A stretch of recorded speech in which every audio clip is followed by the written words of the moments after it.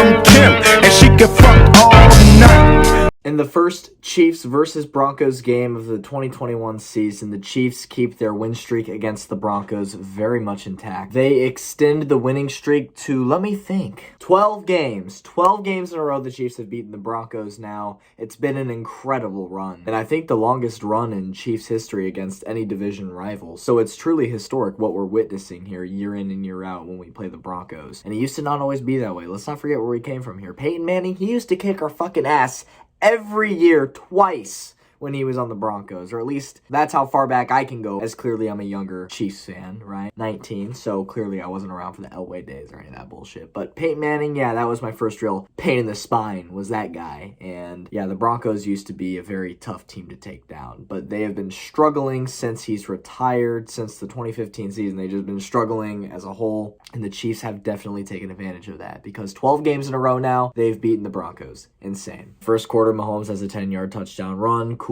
Butker had a 56-yard field goal. You know, the crazy thing with Butker, right, is that he can nail a 50-plus yarder every single time. No worries. But he can't make a fucking PAT. What the hell is wrong with you? Dude, when you kick PATs, you should just pretend that they're 65 fucking yards out. You know what I mean? Then maybe you'd hit it. Maybe you'd hit it right smack down the middle and not fucking miss it. I don't understand how you fuck it up as often as you do.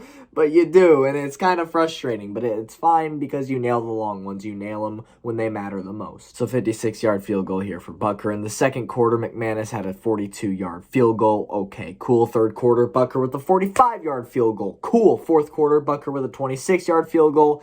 And then the unthinkable happened, folks. Daniel Sorensen had a pick six. Daniel fucking Sorensen had a pick six. What the hell? If you needed any indication of how bad the Broncos were, well, that's it right there. Daniel Sorensen had a pick six, and on the PAT, guess what? Butker fucking missed it. Oh, man. 4 minutes later, Javonte Williams had a fucking touchdown. The Broncos' first and only touchdown of this game, and the Chiefs hold off the Denver Broncos 22-9. The offense, yet again, had a relatively low-scoring game. For the weapons that the team has, they had another relatively low-scoring game. And I'm going to read some lines from this article that was just published from the Kansas City Star. Sam McDowell, who wrote this article, says the reason the Chiefs' offense has been underperforming is because of how many dropped passes there have been. And yeah, when you read that title, you're thinking, yeah, that's a shitty excuse. No, your offense just sucks. Wait until you hear some of the shit in this article. During this game, 5 drops. 5 drops. Mahomes had his 12th interception of the season in this game. And you guessed it, it hit his receiver first. Right off the fingers of Tyreek Hill, and right into the hands of Pat Surtain. I don't understand how it happens every single week, but it does. Where Mahomes, he'll hit his target, but the target won't catch it. The target will allow an interception to happen. I hate it. It happens almost every week. I don't get it. It's so frustrating. 6 of Mahomes' 12 interceptions this year, so half of his interceptions this year, have hit one of his own receivers first. And all 6 of those that hit his receiver first, according to Amazon's Next Gen Stats, had a 75% chance or higher of being completed. So half of Mahomes' interceptions had a 75% chance or more of being completed. That's insane. And oh, by the way, that's twice as many as Mahomes' first 3 years as a starter combined. Yeah, it's terrible. I am very, very tired of these dropped passes every single week. You're being paid millions to catch a fucking ball. So catch the fucking ball. You know what I mean? It's like you're a professional NFL player and you're getting these balls right in your hands. Don't take that out of context. You're getting these balls in your hands and you're fucking dropping them. I don't get it.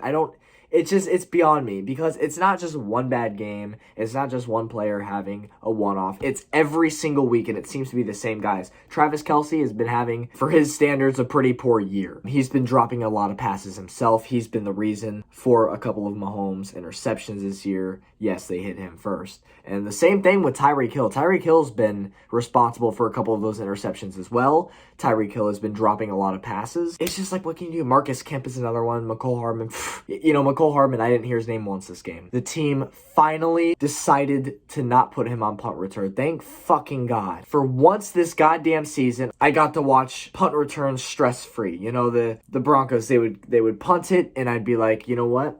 I'm going to sit back and I'm going to fucking relax because I know McCole Hardman is not back there. It was something nice. It was a thing of beauty. It truly was. Speaking of Hill and Kelsey dropping passes, this season Kelsey's had 10 drops and Hill has had 7, respectively ranking 2nd and 3rd in terms of impact of their dropped passes in the entire league, only trailing Jamar Chase of the Bengals. Also in this article, according to data from Sport Radar, Travis Kelce and Tyreek Hill have combined to cost the Chiefs nearly 45 points this season in expected points lost. Whew! So it's been our 2 big name guys, Kelce and Hill, who have been costing the team a lot of points. And so, you know, it's insane. The Chiefs, they're scoring 19.7 points per game over the past 6 weeks, which for this offense is pretty low.